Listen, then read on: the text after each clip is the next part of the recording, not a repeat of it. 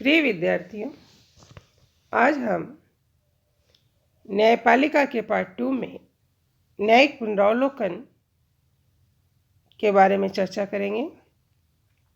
जैसा कि मैंने इसके पूर्व के व्याख्यान में आपको बताया था कि न्यायपालिका के कार्यों में या उसकी भूमिका में एक अध्याय न्यायिक पुनरावलोकन के नाम से भी जुड़ गया है।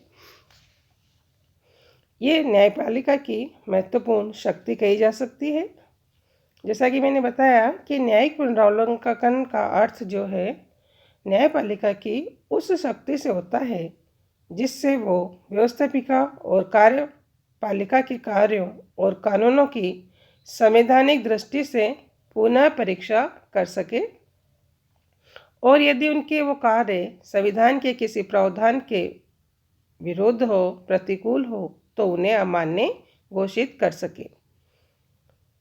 न्यायिक पुनरावलोकन की शक्ति से न्यायालय संविधान की व्याख्या करते हैं और कानूनों तथा कार्यपालिका के आदेशों की संवैधानिकता और असंवैधानिकता का निर्णय करते हैं। न्यायिक पुनरावलोकन की उत्पत्ति सामान्यतः अमेरिका से मानी जाती है, किंतु पिनोक और स्मिथ हमारे दो ऐसे विचारक हैं, वो इसे ब्रिटेन में मानते हैं इसकी उत्पत्ति को,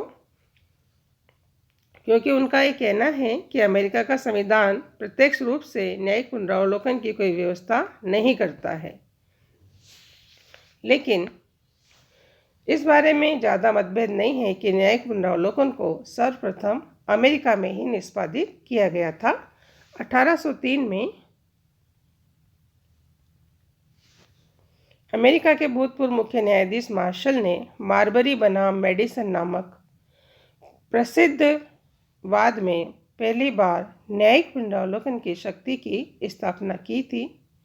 अपने निर्णय में न्यायाधीश ने यह निर्णय दिया कि लिखित, अचल और सर्वोच्च संविधान की धारणा तब तक व्यवहारिक नहीं बन सकती जब तक न्यायालयों को कार्यपालिका और व्यवस्थापिका के कार्यों की इस दृष्टि से जांच करने का अधिकार न हो कि वह कार्य संविधान के अनुकूल है या नहीं।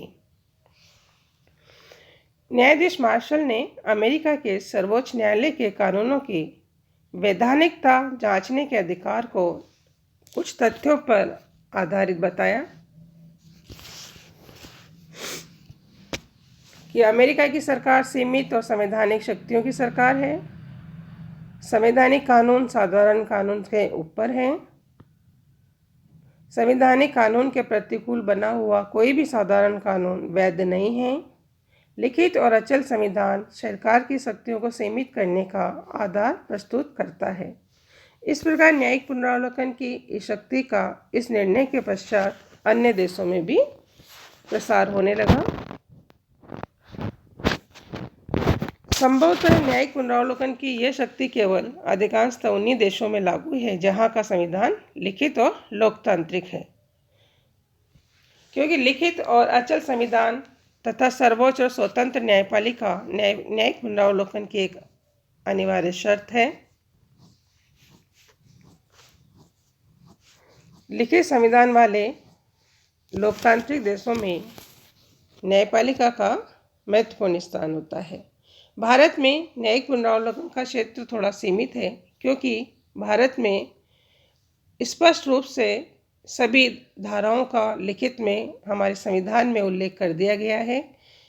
वहाँ कानून की उचित प्रक्रिया के स्थान पर कानून द्वारा स्थापित प्रक्रिया को अपनाया गया है, क्योंकि जब कानून द्वारा स्थापित प्रक्रिया निर्धारित है तो न्यायपालिका का क्षेत्र थोड़ा सीमित हो जाता है। यदि केंद्र और राज्य सरकार के द्वारा किसी ऐसे कानून का निर्माण किया जाता है जिसमें नागरिकों के मौलिक अधिकारों में कोई कमी होती है, तो भारत का उच्चतम न्यायालय ऐसे कानून को कानून द्वारा स्थापित प्रक्रिया का प्रयोग करके असंवैधानिक घोषित कर सकता है। यदि विधायिका ने कानून निर्माण में संविधान का उल्लंघन किया हो तो न्यायालय उसे अमान्य घोषित कर सकता है। भारत के संविधान में कई ऐसे उपबंध हैं जो न्यायपालिका के न्यायिक पुनरावलोकन को सिद्ध करते हैं।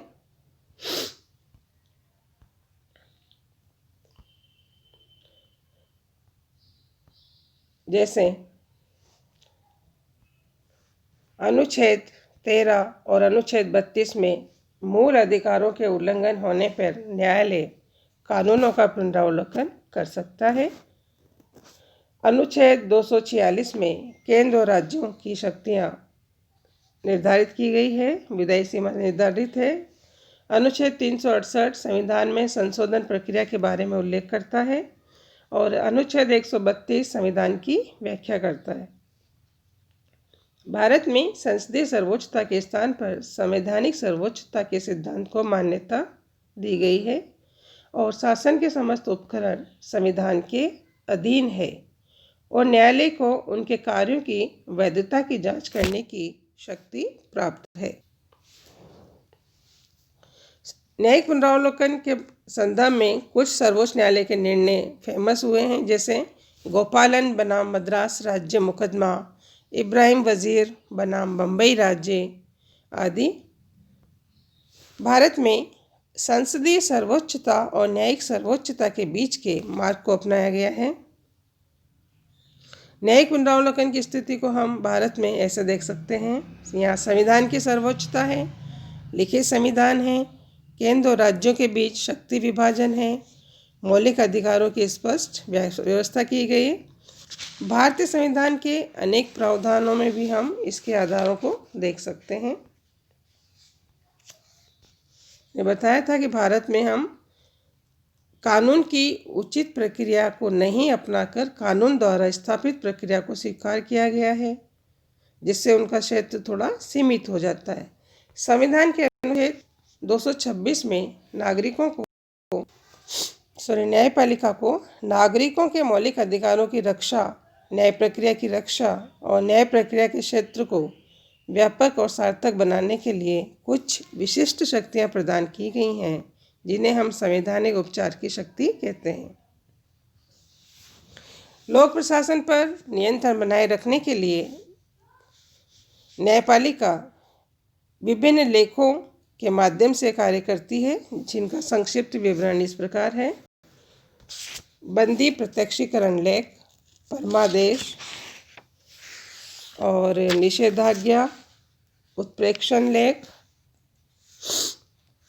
बंदी प्रत्यक्षीकरण याचिका या लेख, जिसका तात्पर्य यह है कि यदि किसी व्यक्ति को बंदी बनाया हुआ है तो न्यायालय उसे अपने समक्ष प्रस्तुत होने का आदेश दे सकता है। यदि बंदी व्यक्ति अवैध रूप से बंदी बनाया गया है तो न्यायालय तथ्यों की जांच करके उसे रिहा करने का आदेश दे सकता है। परमादेश, जब न्यायालय किसी व्यक्ति संस्था को उसके लिए अभिकल्पित अनिवार्य कर्तव्यों के पालन हेतु आदेश प्रदान करता है तो वह परमादेश कहलाता है।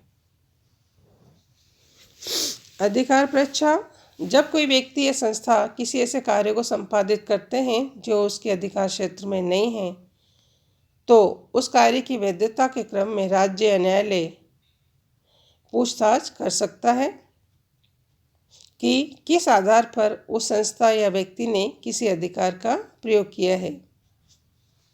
निषेधाज्ञा, जब कोई उच्च श्रेणी का न्यायालय अधीनस्थ न्यायालय को किसी प्रकरण में कार्रवाई करने में निषिद्ध करता है तो वह निषेधाज्ञा कहलाती है।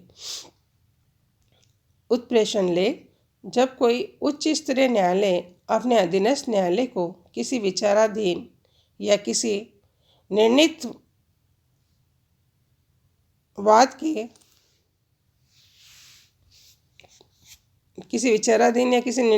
के समस्त कागजात, फाइल इत्यादि अभिलेख अपने पास मंगवाता है तो वह उत्प्रेषण लेख कहलाता है। लेकिन इस न्यायिक नियंत्रण की कुछ सीमाएं भी हैं।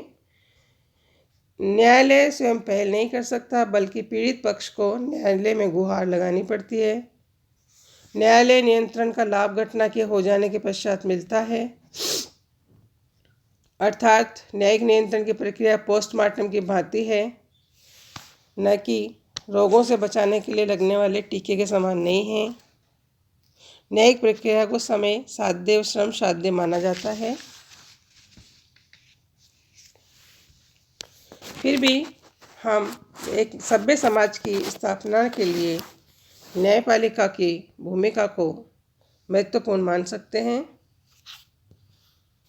क्योंकि कानूनों का पालन करवाना और समाज को अनुशासित बनाए रखना, ये दोनों कार्य हमारी न्यायपालिका बखूबी कर रही है।